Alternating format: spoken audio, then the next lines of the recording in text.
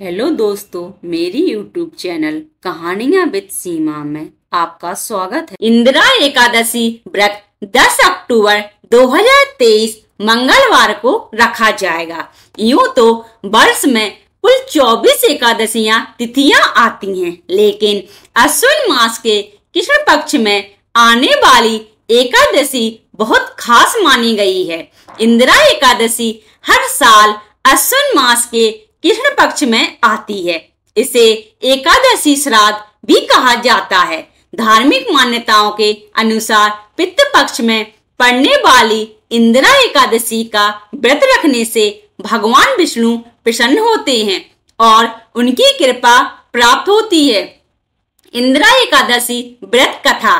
धर्मराज युधिष्ठिर कहने लगे कि हे भगवान, अश्विन कृष्ण एकादशी का क्या नाम है, इसकी विधि तथा फल क्या है, सो कृपया करके कहिए।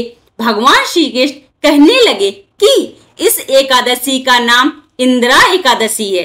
यह एकादशी पापों को नष्ट करने वाली तथा पितरों को अधगति से मुक्ति देने वाली होती है। हे राजन, ध्यान पूर्वक इसकी कथा सुनो। इसके सुनने मात्र से ही एक वैदिक यज्ञ का फल मिलता है। प्राचीन काल में सतयुग के समय महेशमती नाम की एक नगरी में इंद्रसेन नाम का एक प्रतापी राजा धर्म पूर्वक अपनी प्रजा का पालन करते हुए शासन करता था। वह राजा पुत्र, पौत्र और धन आदि से संपन्न और विष्णु भगवान का परम भक्त था। एक दिन जब राजा सुख पूर्वक अपनी सभा में बैठा था तो आकाश मार्ग से महर्षि नारद उतरकर उसकी सभा में आए। राजा उन्हें देखते ही हाथ जोड़कर खड़ा हो गया और विधि पूर्वक आसन व अर्घ्य दिया। सुख से बैठकर मुनि ने राजा से पूछा कि हे राजन, आपके सातों अंग कुशल पूर्वक तो हैं, तुम्हारी बुद्धि धर्म में और तुम्हारा मन विष्णु भक्ति में तो रहता है। देवऋषि नारद की ऐसी बातें सुनकर राजा ने कहा, हे महर्षि, आपकी कृपा से मेरे राज्य में सब कुशल है तथा मेरे यहाँ यज्ञ काम आदि सुकृत हो रहे हैं।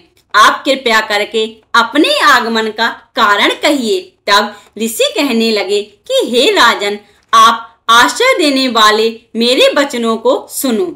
मैं एक समय ब्रह्मलोक से यमलोक को गया। वहां श्रद्धा पूर्वक यमराज से पूजित होकर मैंने धर्मशील और सत्यवान धर्मराज की प्रशंसा की। उसी यमराज की सभा में महान ज्ञानी धर्मात्मा तुम्हारे पिता को एकादशी का व्रत भंग होने के कारण देखा।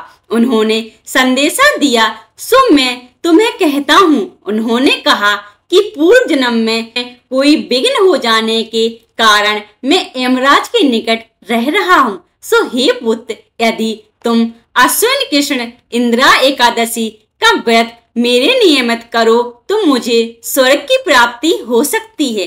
इतना सुनकर राजा कहने लगा कि हे मेरे महर्षि, आप इस व्रत की विधि मुझसे कहिए। नारद जी कहने लगे, अश्विन मास की कृष्ण पक्ष की दशमी के दिन प्रातः काल श्रद्धा पूर्वक स्नादि से निर्मित होकर पुनः दोपहर को नदी आदि में जाकर स्नान करें। फिर श्रद्धा पूर्व पितरों का श्राद्ध करें और एक बार भोजन करें। प्रातः काल होने पर एकादशी के लिए दातुन आदि करके स्नान करें। फिर व्रत के नियमों को भक्ति पूर्वक ग्रहण करता हुआ प्रतिज्ञा करें कि मैं आज संपूर्ण भोगों को त्याग कर निराहार एकादशी का व्रत करूंगा। हे अच्युतम, हे पुंडरीकाक्ष, मैं आपकी शरण हूँ, आप मेरी रक्षा कीजिए। इस प्रकार नियम पूर्वक शालिग्राम की मूर्ति के आगे विधि पूर्वक श्राद्ध करके योग्य ब्राह्मणों को फलाहार का भोजन कराएं और दक्षिणा दें। पितरों के श्राद्ध से जो बच जाए उसको सूद कर गौ माता को दें तथा धूप, दीप, गंध, पुष्प, नैवेद्य आदि सब सामग्री से ऋषिकेश भगवान का पूजन करें। रात में भगवान के निकट जागरण करें। इसके पश्चात द्वादशी के दिन प्रातः काल होने पर भगवान का पूजन करके ब्राह्मणों को भोजन कराएं। भाई बंधुओं, स्त्री और पुत्र सहित आप भी मौन होकर भोजन करें। नारद जी कहने लगे कि हे राजन, इस विधि से यदि तुम आलस रहित होकर इस एकादशी का व्रत करोगे तो तुम्हारे पिता आवश्यक ही स्वर्गलोक को जाएंगे। इतना कहकर नारद जी अंतर ध्यान हो गए। नारद जी के कथा अनुसार राजा द्वारा अपने बांधवों तथा दासों सहित व्रत करने से आकाश से पुष्प वर्षा हुई और उस राजा का पिता गरुड़ पर चढ़कर विष्णु लोक को गया। राजा इंद्रसेन भी एकादशी के व्रत के प्रभाव से निसंकट राज्य करके अंत में अपने पुत्र को सिंहासन पर बैठाकर स्वर्ग लोक को गया।